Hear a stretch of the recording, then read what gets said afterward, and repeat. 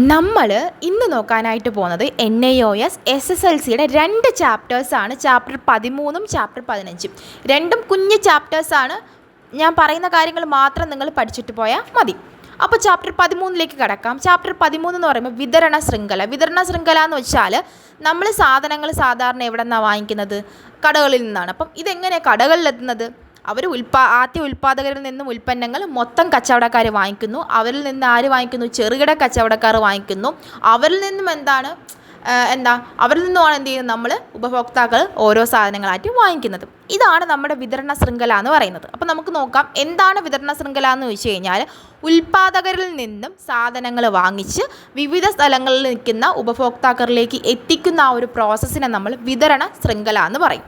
Okay, നമുക്ക് നോക്കാം വിവിധ തരത്തിലുള്ള വിതരണ ശൃംഖലകൾ. ആദ്യം നമ്മൾ പറഞ്ഞു ഉൽപ്പാദകരിൽ നിന്നും ഏജൻറ്റ് വഴി മൊത്ത കച്ചവടക്കാരിലേക്ക് എത്തുന്നു. അവരിൽ നിന്നും ചില്ലറ കച്ചവടക്കാരിലെത്തിയിട്ട് അവരിൽ നിന്നും ആര് വാങ്ങിക്കുന്നു? ഉപഭോക്താക്കൾ വാങ്ങിക്കുന്നു. അത് ഒന്നാമത്തെ ഒരു വിതരണ ശൃംഖലയാണ്. രണ്ടാമതെന്ന് പറയുമ്പോൾ ഉൽപ്പാദകരിൽ നിന്നും മൊത്ത കച്ചവടക്കാർ വാങ്ങിക്കുന്നു. അവരിൽ നിന്നും ചില്ലറ കച്ചവടക്കാർ വാങ്ങിക്കുന്നു. അവരിൽ നിന്നും ആര് വാങ്ങിക്കുന്നു? ഉപഭോക്താക്കൾ വാങ്ങിക്കുന്നു. മൂന്നാമത് ഉൽപ്പാദകരിൽ നിന്നും ഏജൻറ്റ് വഴി ഉപഭോക്താവിലേക്ക് എത്തുന്നു. നാലാമത് ഉൽപ്പാദകരിൽ നിന്നും മൊത്തമായിട്ട് കച്ചവടക്കാർ വാങ്ങിക്കുന്നു. അതിൽ നിന്നും ഉപഭോക്താക്കളിലേക്ക് എത്തുന്നു. അടുത്ത ഒരു വഴി എന്ന് പറയുമ്പോൾ ഉൽപ്പാദകരിൽ നിന്നും ചില്ലറ കച്ചവടക്കാർ വാങ്ങിച്ചിട്ട് ഉപഭോക്താക്കളിലേക്ക് എത്തുന്നു. ഇതാണ് പ്രധാനമായിട്ടുള്ള വിതരണ ശൃംഖല എന്ന് പറയുന്നത്. ഓക്കെ, ഇനി നമുക്ക് നോക്കാം ആരാണ് മൊത്ത കച്ചവടക്കാർ. മൊത്ത കച്ചവടക്കാർ എന്ന് വെച്ചാൽ നമ്മൾ പറഞ്ഞില്ലേ, ഒരുപാട് ഉൽപ്പാദകരിൽ നിന്നും മൊത്തമായിട്ട് സാധനങ്ങൾ വാങ്ങിക്കുന്ന ആളുകളെ നമ്മൾ മൊത്ത കച്ചവടക്കാരെന്ന് പറയും. ഇപ്പോൾ ഇവർ ബൾക്കായിട്ടായിരിക്കും വാങ്ങിക്കുന്നത്, മനസ്സിലായോ? അതേപോലെ തന്നെ ഇതിന് വേണ്ടിയിട്ട് ഒരുപാട് കാശ് ആർക്ക് വേണം? മൊത്ത കച്ചവടക്കാർക്ക് വേണം. കാരണം ഉൽപ്പന്നങ്ങൾ മുഴുവനായിട്ട് വാങ്ങിക്കാനായിട്ടും മാത്രമല്ല ഇവർ നേരിട്ടായിരിക്കും എന്ത് ചെയ്യുന്നത്? ഉൽപ്പാദകരിൽ നിന്ന് വാങ്ങിക്കുന്നത്. എന്നിട്ട് അവരെന്ത് ചെയ്യും? വിതരണത്തിലെ ഏജൻറ്റുമാർ വഴിയോ അല്ലെങ്കിൽ ചില്ലറ കച്ചവടക്കാർ വഴിയോ ആരിലേക്ക് എത്തിക്കുന്നു? നമ്മുടെ ഉൽപ്പാദകരിലേക്ക് എത്തിക്കുകയാണ് ചെയ്യുന്നത്. ചില സാഹചര്യങ്ങളിൽ ഉൽപ്പന്നങ്ങൾ ഉണ്ടാക്കുന്ന ഉൽപ്പാദകർക്ക് കുറച്ച് പൈസയൊക്കെ അല്ലെങ്കിൽ അവരെ സപ്പോർട്ട് ചെയ്യാനായിട്ട് കുറച്ച് സാമ്പത്തിക സഹായങ്ങളൊക്കെ ചെയ്യാറുണ്ട്. അടുത്ത് നമുക്ക് നോക്കാം ആരാണ് ഈ ചില്ലറ കച്ചവടക്കാർ. ചില്ലറ കച്ചവടക്കാരെന്ന് പറയുമ്പോൾ മൊത്ത കച്ചവടക്കാരിൽ നിന്നും സാധനങ്ങൾ ഇവർ കുറച്ച് ചില്ലറകളായിട്ട് വാങ്ങിക്കുന്നു. അതായത് ഇപ്പോൾ എക്സാമ്പിൾ പറഞ്ഞാൽ കുറച്ച് വാങ്ങിക്കുന്നു.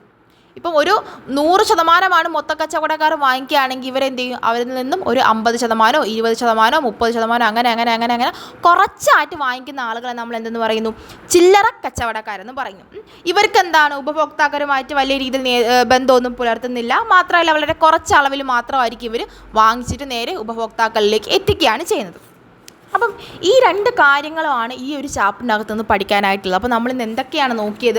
എന്താണ് വിതരണ ശൃംഖല എന്നും വിവിധ തരത്തിലുള്ള വിതരണ ശൃംഖലകൾ ഏതൊക്കെയാണെന്നും മൊത്ത കച്ചവടക്കാർ ആരാണെന്നും ചില്ലറ കച്ചവടക്കാർ ആരാണെന്നും ഒക്കെയാണ് നമ്മൾ ഈ ഒരു ചാപ്റ്ററിൻ്റെ അകത്ത് നിന്ന് നമ്മൾ നോക്കിയിട്ടുള്ളത്. ഓക്കെ, അപ്പം ഞാൻ ഈ പറഞ്ഞ കാര്യങ്ങളെല്ലാം മനസ്സിലായെന്ന് വിചാരിക്കുന്നു. നമുക്കിനി അടുത്ത ചാപ്റ്ററിലേക്ക് കടക്കാം. അടുത്ത ചാപ്റ്റർ എന്താണെന്ന് വെച്ചാൽ ചാപ്റ്റർ 15 പരസ്യം.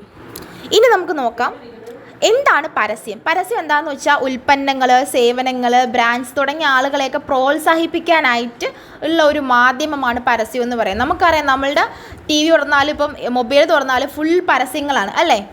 അപ്പോൾ പരസ്യങ്ങൾ വഴി നമ്മൾ പുതിയ ഇൻഫോർമേഷൻസ് ഒക്കെ ബാക്കിയുള്ള ആളുകളിലേക്ക് എത്തിക്കുന്ന ഒന്നാണ് ഈ പരസ്യം എന്ന് പറയുന്നത്. കാരണം പുതിയ പ്രോഡക്റ്റുകളെ പറ്റിയിട്ടും പുതിയ കാര്യങ്ങൾ ജനങ്ങളിലേക്ക് എത്തിക്കുന്നതാണ് പരസ്യം എന്ന് പറയുന്നത്. ഇനി പരസ്യ മാധ്യമങ്ങൾ ഏതൊക്കെയാണെന്ന് ചോദിച്ചാൽ, ഒന്ന് അച്ചടി മാധ്യമങ്ങൾ. അച്ചടി മാധ്യമങ്ങൾ എന്ന് വെച്ചാൽ ഏതൊക്കെയാണ് വരുന്നത്? നമ്മുടെ ദിനപത്രങ്ങൾ വരുന്നുണ്ട്, മാസികൾ. ഇതുവഴിയൊക്കെ കുറേ പരസ്യ കാര്യങ്ങൾ നമ്മൾ കാണാൻ സാധിക്കുന്നുണ്ട്. അടുത്ത് വരുന്ന ഇലക്ട്രോണിക് മാധ്യമം. അതാണ് നമ്മൾ പറഞ്ഞ റേഡിയോ, ടെലിവിഷൻ, ഇൻ്റർനെറ്റൊക്കെ വഴി പരസ്യങ്ങൾ നമ്മൾ കാണുന്നുണ്ട്. പിന്നെ വരുന്ന മറ്റ് മാധ്യമങ്ങൾ എന്ന് പറയുമ്പോൾ നമ്മുടെ ഈ ബസ്സിൻ്റെയൊക്കെ പോസ്റ്റേഴ്സ് കാണത്തില്ലേ? നമ്മൾ റോഡിലോട്ട് പോകുമ്പോഴത്തേനും അല്ലാതെ പോസ്റ്റേഴ്സ് കാണും. ബസ്സിൻ്റെ അങ്ങനെയൊക്കെയുള്ള പോസ്റ്റേഴ്സ് അറിയാലോ, ബസ്സിൻ്റെ ഫ്രണ്ടിലൊക്കെ ഒട്ടിച്ച് വയ്ക്കില്ല. അങ്ങനെയുള്ള കുറേ മാധ്യമങ്ങൾ വഴിയാണ് പരസ്യത്തിൻ്റെ മാധ്യമങ്ങളായിട്ട് വരുന്നത്. ഇനി ഈ പരസ്യം കൊണ്ടുള്ള നന്മകൾ എന്തൊക്കെയാണെന്ന് വെച്ചാൽ നമുക്കറിയാം പുതിയ പ്രോഡക്റ്റുകളെ പറ്റിയിട്ടുള്ള വിവരം കിട്ടുന്നുണ്ട്.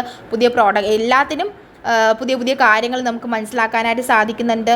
പുതിയ ഉപഭോക്താക്കളെ കണ്ടുപിടിക്കാനായിട്ട് സഹായിക്കുന്നുണ്ട്. നമുക്ക് ഏതാണ് പ്രോഡക്റ്റ് വേണ്ടത് എന്ന് മനസ്സിലാക്കാനായിട്ട് നമ്മളെ സഹായിക്കുന്നുണ്ട്. അങ്ങനെയുള്ള കുറച്ച് കാര്യങ്ങളാണ്. ഇനി എന്തെല്ലാം ദോഷവശമാണ് പരസ്യത്തിനുള്ളതെന്ന് ചോദിച്ചാൽ നമുക്കറിയാം തെറ്റായിട്ടുള്ള പ്രചരണമായിരിക്കും ചില പരസ്യങ്ങൾ നമുക്ക് തരുന്നത്. മാത്രമല്ല ഉപഭോക്താവ് അത് നല്ല രീതിയിൽ ഇപ്പോൾ ഈ ക്രീമിൻ്റെ പ്രോഡക്റ്റിൻ്റെ ഒക്കെ ആണെങ്കിൽ തന്നെ നമുക്ക് കറക്റ്റ് രീതിയിൽ ഗുണം കിട്ടില്ലെന്നൊക്കെ വരാം. പിന്നെ മാത്രമല്ല എന്താണ് ഫലം ഉറപ്പ് നൽകിയില്ലെങ്കിലും ഫലം നമുക്കിപ്പോൾ ഒരു സാധനം വാങ്ങിച്ച് നമ്മൾ യൂസ് ചെയ്തിട്ട് നമുക്കതിന് വലിയ ബെനിഫിറ്റ് ഒന്നും കിട്ടിയില്ലെങ്കിൽ നമുക്കത് തിരിച്ചയക്കാനൊന്നും പറ്റത്തില്ല. അങ്ങനെയുള്ള കുറേ തെറ്റായിട്ടുള്ള കാര്യങ്ങൾ നമ്മുടെ ഈ ഒരു അഡ്വർടൈസ്മെൻറ്റിൻ്റെ ഭാഗമായിട്ട് വരുന്ന നെഗറ്റീവായിട്ടുള്ള കാര്യങ്ങളാണ്. കുറേ പോസിറ്റീവും ഉണ്ട്, കുറേ നെഗറ്റീവ്സും ഉണ്ട്. ഇത് നമുക്കറിയാവുന്ന കാര്യമാണ്. ഇതൊക്കെ നമ്മൾ എന്ത് ചെയ്യുക, ജസ്റ്റ് നമുക്കറിയാവുന്ന കാര്യങ്ങൾ അതിനകത്തേക്ക് എഴുതി വെച്ചാൽ മതി. അപ്പം ഇത്രയും കാര്യങ്ങളാണ് ഈ 15ാമത്തെ ചാപ്റ്ററിൽ നിന്ന് നമുക്ക് പഠിക്കാനായിട്ടുള്ളത്. അപ്പം എന്താണ് പരസ്യം എന്ന് പഠിച്ചു വയ്ക്കുക, പരസ്യത്തിൻ്റെ വിവിധ മാധ്യമങ്ങൾ പഠിച്ചു വെച്ചേക്കുക, പരസ്യം കൊണ്ടുള്ള ഗുണം എന്താണ്, പരസ്യം കൊണ്ടുള്ള ദോഷങ്ങൾ എന്തൊക്കെയാണ് തുടങ്ങിയ കാര്യങ്ങളൊക്കെ നിങ്ങൾ പഠിച്ചു വെക്കാനായിട്ട് നോക്കുക. അപ്പം ഇത്രയും കാര്യങ്ങളാണ് ഈ ഒരു ചാപ്റ്ററിനകത്ത് നമുക്ക് പഠിക്കാനായിട്ടുള്ളത്. നമുക്ക് അടുത്ത ക്ലാസ്സിൽ കാണാം.